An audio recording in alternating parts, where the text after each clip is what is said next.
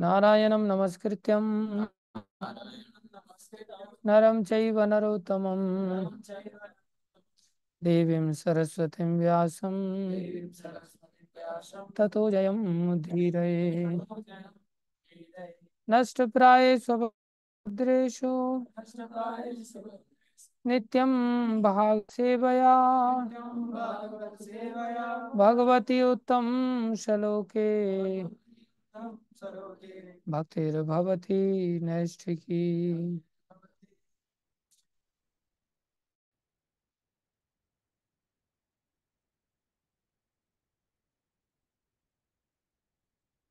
श्रीमद् भागवतम स्कंद 2 अध्याय 5 श्लोक संख्या 5।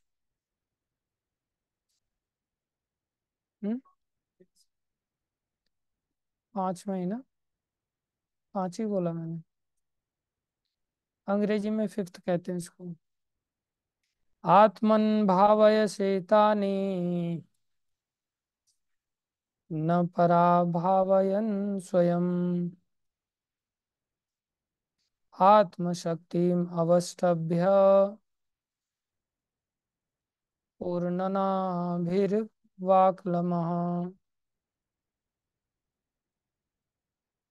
आत्मन भावय सेतानि न परा भावयन स्वयं आत्मशक्तिम अवष्टभ्य पूर्णनाभि इव अक्लमः। आत्मन भावय सेतानि न परा भावयन स्वयं आत्मशक्तिम अवष्टभ्य पूर्णनाभिरिव अक्लमः। शब्दार्थ आत्मन आत्मनि अपने द्वारा भावय से प्रकट करते हैं। तानी वे सब न नहीं पराभावयन पराजित होकर स्वयं खुद अपने आप आत्मशक्ति आत्मनिर्भर शक्ति अवस्तभ्य नियुक्त होकर पूर्ण नाभि मकड़ी एव सदृश अक्लमः बिना सहायता के।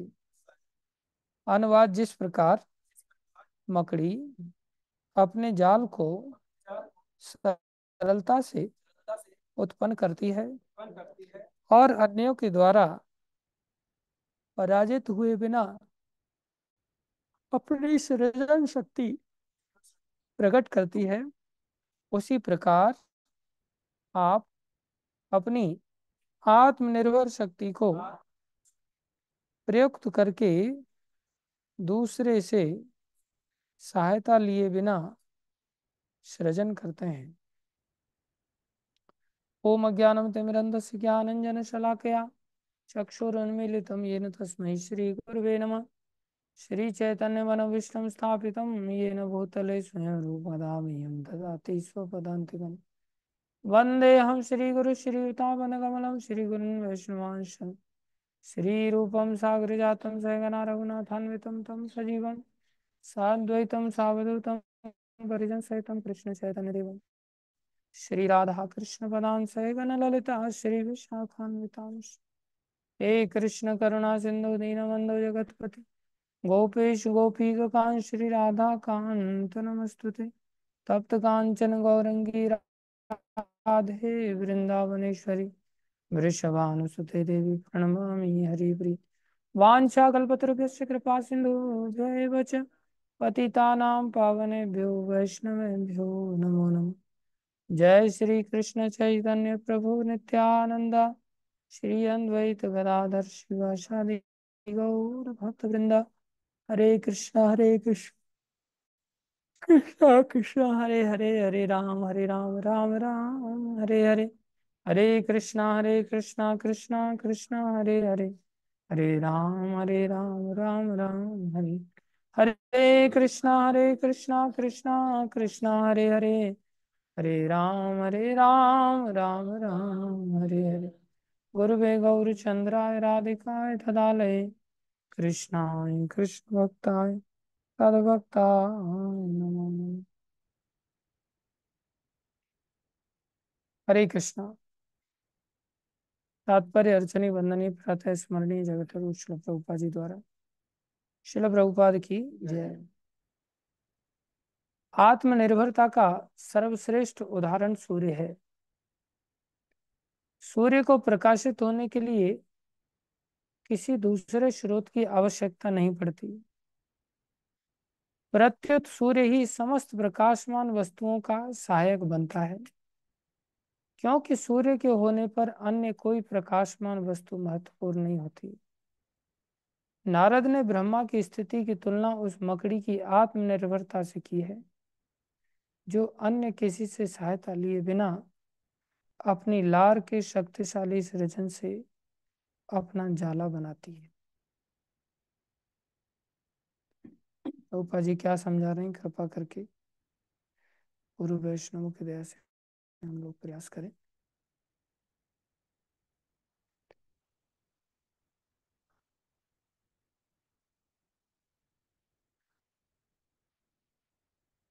इससे पहले इस श्लोक में नारद जी ने संदेह प्रकट किया था, क्या आप अकेले ही सारे जीवों को अपनी निजी शक्ति के द्वारा भौतिक तत्वों से उत्पन्न करते हैं?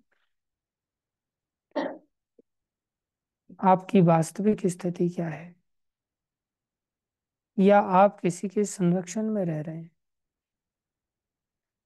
ब्रह्मा जी को उन्होंने प्रश्न किया। प्रायः एक बालक अपने माँ बाप को ही सर्वे सर्वा मानता है और ऐसा समझता है कि माँ बाप से बढ़कर और कोई नहीं। इसलिए कहीं भी कोई भी समस्या पैदा होती है उसके जीवन में, तो दौड़ के माँ के पास जाता है या दौड़ के पिताजी के पास जाता है और माता पिता को कहता है कि इसको दंडित करो।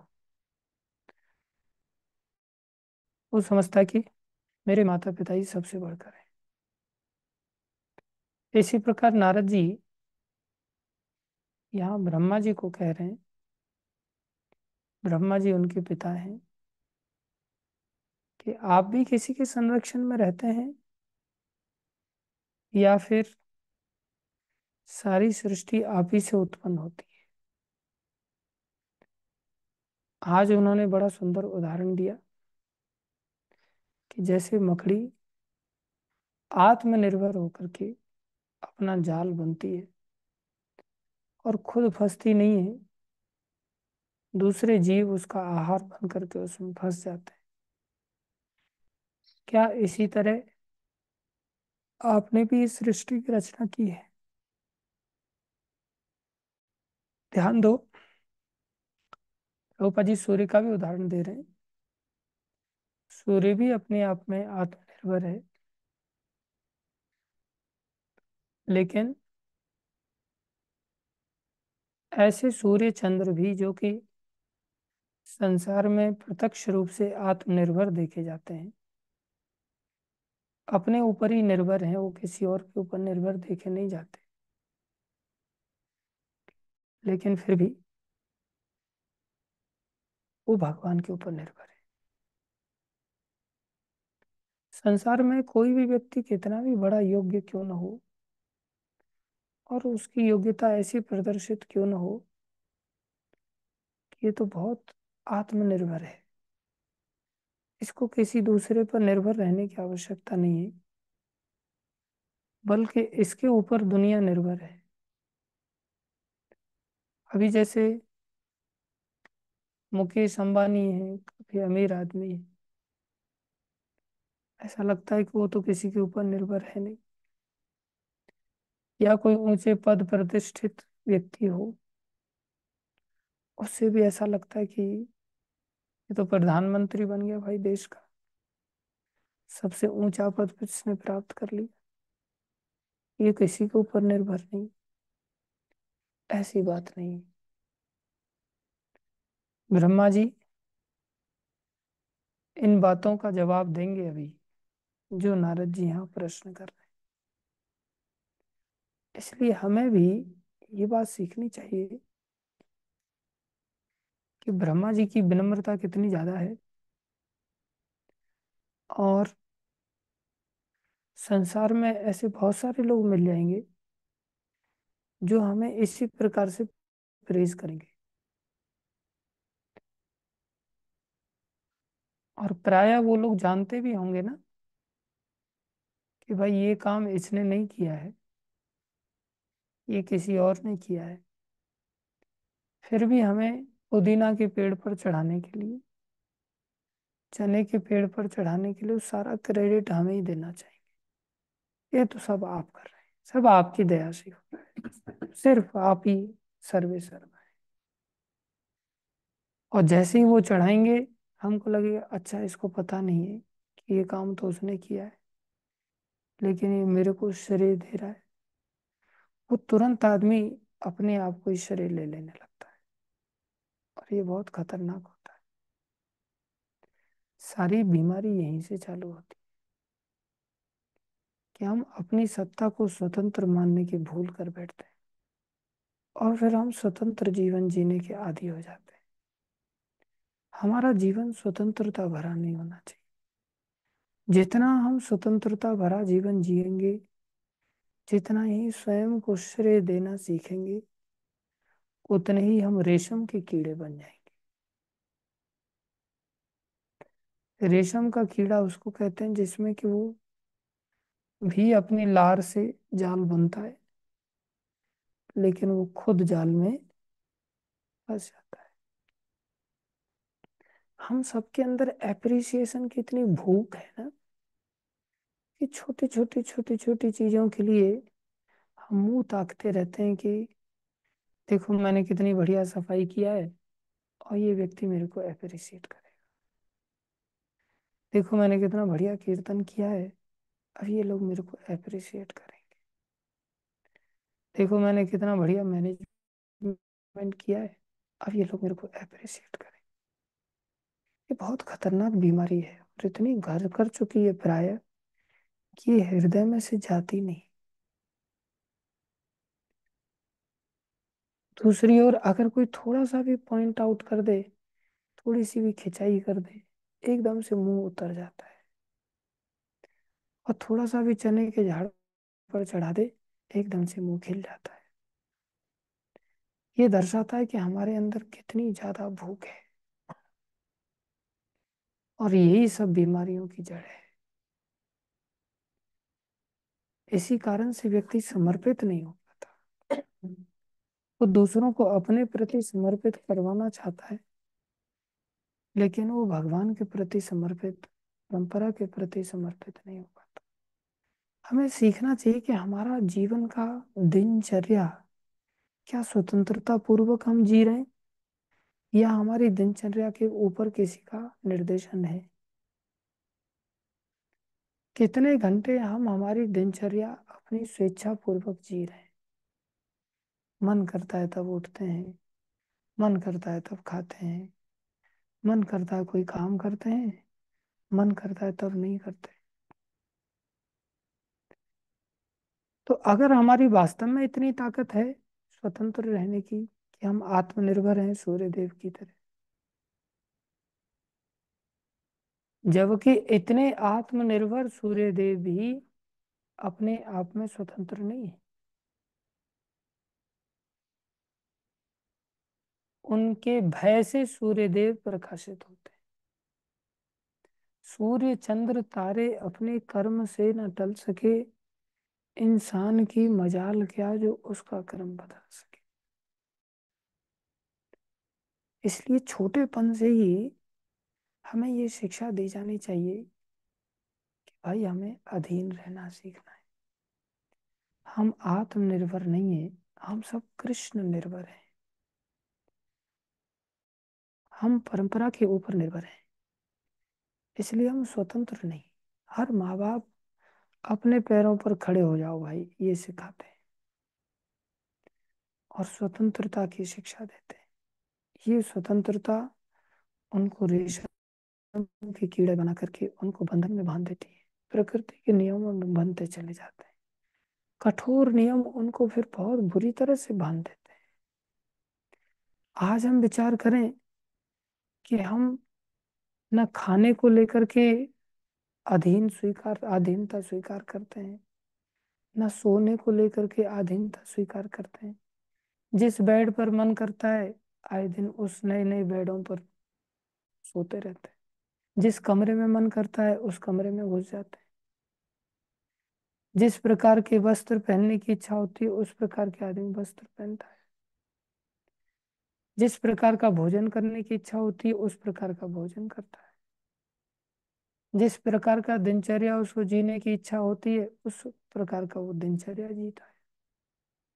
कभी मन कर गया तो मंगल आरती कर लिया, कभी मन नहीं किया तो जप ही नहीं किया, कभी मन कर गया तो भोजन कर लिया, कभी मन नहीं किया तो आराम से भोजन कर लिया। सिस्टम ही नहीं जीवन का। कभी मन कर गया तो किसी के साथ गप्पे मारने लग गए, पूरा दिन निकाल दिया। कभी मन कर गया तो किसी के साथ कोई वार्ता ही नहीं। ये आत्मनिर्भर जीवन है जो हम अपनी स्वेच्छाचारिता से जीते। ये जीवन अच्छा नहीं। जीवन तो निर्भरता का जीवन है, लेकिन किसके ऊपर? प्राय लोग पत्नी के ऊपर निर्भर रह करके जीते हैं, फिर पत्नी की हर आज्ञा का पालन करते हैं। पत्नी माया का ही स्वरूप है, या दूसरे रूप में संसार में उनको किसी न किसी का सुनना ही पड़ता है। तो किसी और के द्वारा उनका सुनना वो जीवन नारकीयता की ओर लेके जाता है।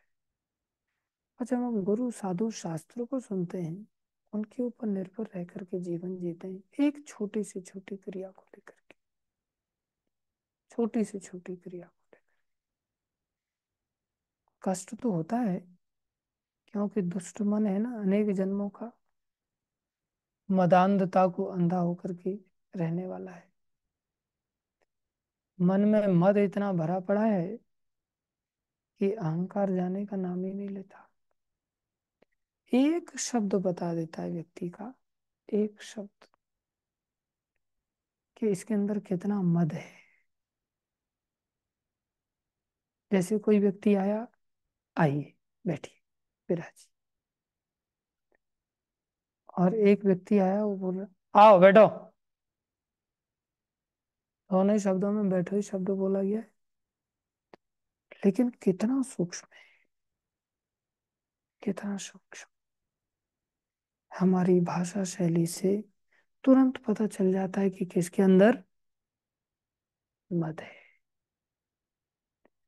किसी को बोल झाड़ू लगा रहे हो, और क्या कर रहा हूँ मैं, थोड़ा सा लगाऊं, सहयोग करो, लो लगा लो तुम ही। क्या दर्शा रहा है? कितना मद है। मन के राजा हैं हम। ये बहुत खतरनाक है। मनुष्य शरीर कुत्ते की तरह मन किया भौंकने का, तब भौंकने लग गया। कुत्ते की तरह भटकने का मन किया, तब कुत्ता भटक रहा है। कुत्ते को मन किया भाई सो जाना है तो सो जाना है। कुत्ते का जीवन है आइडियली देखा जाए। आदमी सोचता है ये स्वतंत्रता का जीवन। स्वतंत्रता यहाँ संसार में है ही नहीं। स्वतंत्रता तो भगवान के धाम में है।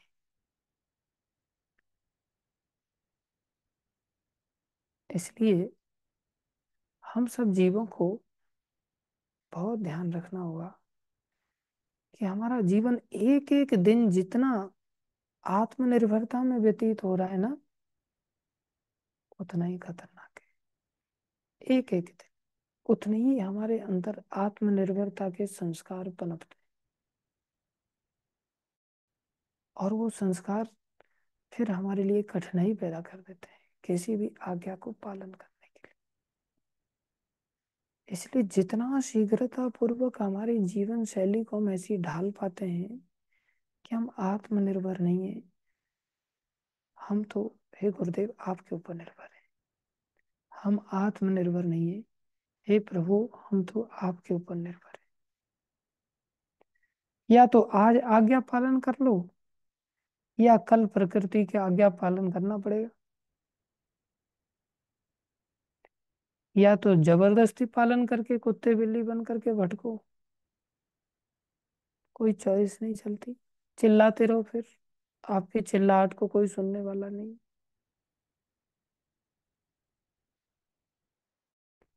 जैसे गाय, हमने देखा हमारी जो गाय है वो बांध देते हैं भक्त लोग, उस गाय को आदत नहीं नीचे कहीं ऐसी कीचड़ में बंधने की। अलग अलग प्रकार के पशु होते हैं, थोड़ा सा भी कीचड़ उसको बैठनी नहीं, वो बैठती नहीं। होते ना कुछ आदमी ऐसे होते हैं जिनको साफ सफाई बहुत प्यारी लगती है, और कुछ लोग ऐसे होते हैं, अरे क्या है, आराम से बैठ जाओ, कोई झाड़ू फाड़ू लगाने की जरूरत। ये संस्कार सब जीवों में पाए जाते हैं। जानवरों में भी कुछ जानवर ऐसे होते हैं, गाय वगैरह, जो बड़े स्वच्छ रहते हैं, और कुछ जानवर गायों में ऐसे होते हैं जिनको कोई फर्क नहीं पड़ता है, जो बहुत गंदे रहते हैं। हाँ, किसी ने बांध दिया, उसको बैठ ही नहीं पाते, वो चिल्ला रही लेकिन कोई ध्यान ही नहीं देता। एक ऐसा भी समय आता है जब हमारी ओर कोई ध्यान नहीं देगा, चिल्लाते रहो, प्रकृति के नियम के अधीन होना पड़ गया। जीवन तो उसके अंदर भी है। इसलिए इस जीवन के तत्व को हमें समझ करके कि हमारी आत्मा का कभी नाश, आत्मा की यात्रा अनादि काल से चली आ रही है, और आत्मा की यात्रा अनंत काल तक जाएगी। ये समय तो बहुत छोटा सा है, बहुत छोटा सा है। इस छोटे से समय में हमें बड़ा गंभीर बनना सीखना चाहिए। गंभीर किस चीज को लेकर के? हम पहचान सकते हैं कि सब कुछ कृष्ण की सत्ता के अंतर्गत चल रहा है, हमारे अधीन कुछ नहीं, हमारी कोई सामर्थ्य नहीं। इसलिए ये बात पहचान करके कृष्ण की आश्रय को स्वीकार कर। अब ये बात ब्रह्मा जी स्वयं जानते हैं, तो इस रहस्य को प्रकाशित करेंगे। हम नहीं जानते, तो हम अपना वर्चस्व चाहते हैं, बस वर्चस्व चाहते हैं। भक्ति मार्ग में भी आकर के यहाँ सेंटर खोल देते हैं, वहाँ सेंटर खोल देते हैं, ऐसा कर लेते हैं, वैसा कर लेते हैं, अच्छी बात है। लेकिन सेंटर खोलने का अर्थ क्या है जब एक सेंटर संभल ही नहीं रहा है? नहीं तो वो लोग घुस जाएंगे, कौन लोग घुस जाएंगे? हम लोग कौन है? हम लोग देवता हैं, वो लोग राक्षस हैं। हमसे एक चीज तो संभल नहीं रही है, एक भगवान की सेवा ठीक से होने नहीं रही। हर व्यक्ति को स्वतंत्र अधिकार देने के प्रति प्रेरणा देते रहते हैं, तो भी स्वतंत्र प्रचारक बन जा, तो भी स्वतंत्र प्रचारक बन जा। क्या प्रचारक बनेंगे? आचरण में कुछ सेवा है नहीं, भगवान की सेवा कहीं कोई करने के लिए तैयार नहीं, सरेंडर है नहीं।